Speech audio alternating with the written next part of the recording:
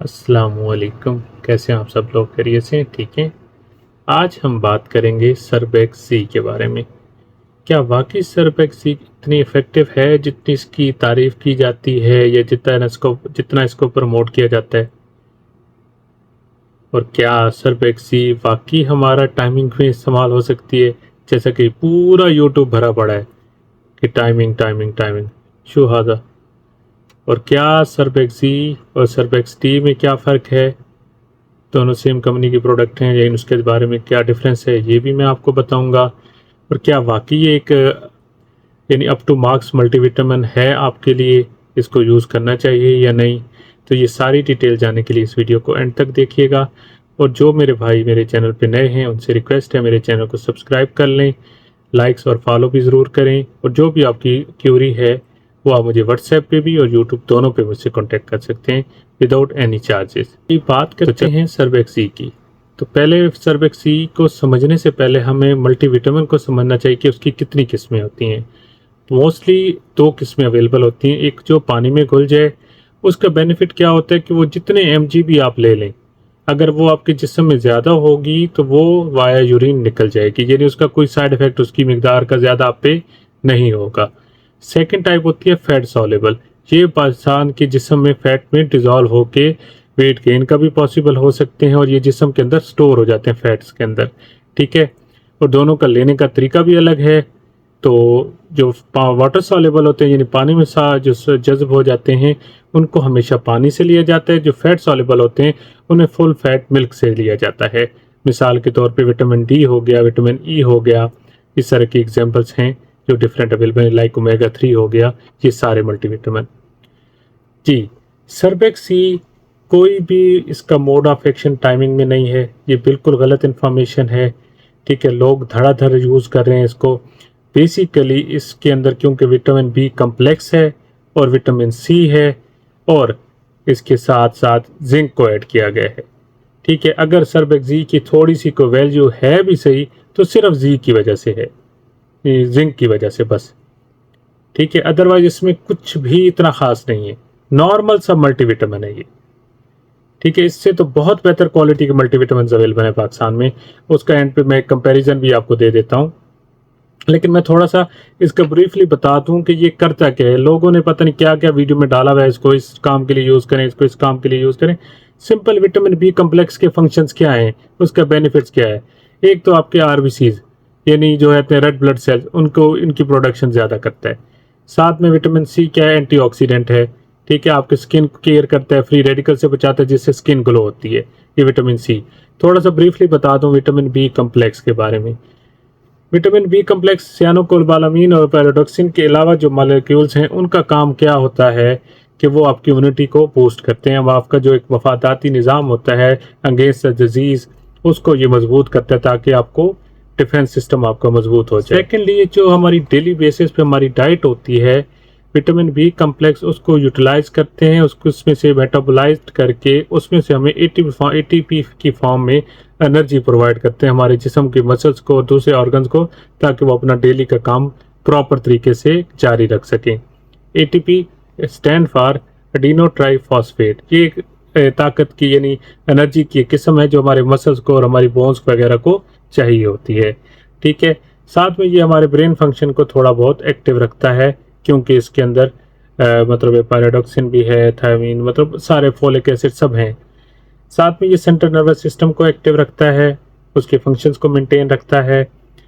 तो मोस्टली हमारे, और सबसे जो इसका मेन इंपॉर्टेंट है वो इम्यूनिटी बूस्टर है। इसी वजह से एबिट ने एक अपनी स्ट्रेटजी अपनाई और इसको कोविड में प्रमोट किया एज इम्यूनिटी बूस्टर, कि आपको ये कोविड से सेफ रख सकता है, क्योंकि इसमें उन्होंने विटामिन बी, सी और जिंक का कम्बिनेशन को लॉन्च करके इस तरह का किया। विटामिन बी और सी की आपसे मैंने जिक्र किया। हाँ, जो एक मेन मॉलिक्यूल है ना वो जिंक है इसका। ठीक है, तो जी सरबैक सी की डोज क्या है और इसको लेते वक्त आपको किन बातों का ख्याल रखना पड़ेगा? हमेशा याद रखिए, नाश्ते के बाद लेना है, लेकिन इसके ऊपर कॉफ़ी या चाय बिल्कुल भी नहीं पीनी। ये मद्देनज़र रखिएगा इस बात की, ये आपकी प्रिकॉशंस है, वरना इसका कोई बेनिफिट नहीं है। और daily dose 1 tablet once a day up to 3 to 6 month. ठीक है, मस्ट बी टेक केयर। ये ना हो कि आप लें और ऊपर से चाय पी लें या कॉफ़ी पी लें, फिर इसका कोई फ़ायदा नहीं है। जिंक एक इम्पॉर्टेंट एलिमेंट है जो हमारी डाइट में भी होना चाहिए, हमारे जिस्म में उसकी प्रॉपर मिकदार का होना ज़रूरी है। उसकी डेफिशिएंसी से बहुत ज़्यादा प्रॉब्लम हो सकते हैं हमारे। और एक छोटी सी मिसाल आपको दे दूं कि हमारे सिर्फ ये स्वेटिंग यानी पसीने आने से हम 4 से 5 मिलीग्राम डेली जिंक को ज़ाया कर देते हैं। हाँ जी, अगर आपके जिस्म में जिंक डेफिशिएंसी है तो आपकी ग्रोथ रिटार्ड हो सकता है, आपका टेस्टोस्टेरोन लेवल कम हो सकता है, आपकी वाउंड हीलिंग जो होती है वो डिले हो सकती है। ठीक है, इसके अलावा अगर स्किन के रिलेटेड बात करें तो आपको हाइपर पिगमेंटेशन, एक्नी, ठीक है, एलोपेशिया यानी किसी बाल झड़ जैसे जिसे कहते हैं, ठीक है, उसके अलावा ड्राइनेस हो सकती है बहुत ज़्यादा स्किन पे, साथ में अगर इमोशनली डिस्टर्ब हो सकते हैं। ये वो फैक्टर्स हैं कि अगर आपकी डाइट में या आपकी डेली रूटीन में जिंक कम है तो ये चीज़ें आपके साथ हो सकती हैं। ठीक है, अब इनको हम कैसे रिकवर करें, किस तरह करें? तो पाकिस्तान में जो सबसे बेस्ट जिंक अवेलेबल है ना, सब जी में जो जिंक अवेलेबल भी है वो कम मिकदार में है, 5.5।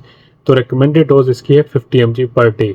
तो नेचर बाउंटी का zinc is the perfect choice for this aspect of Surbex Z के।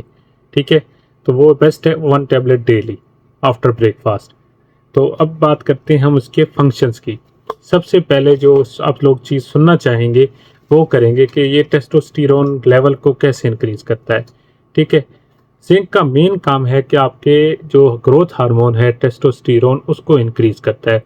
जब वो टेस्टोस्टेरोन लेवल अगर आपके जिस्म में कम हो तो उसके क्या साइड इफ़ेक्ट्स होते हैं कि आपका जो स्पर्म काउंट है वो कम हो जाता है।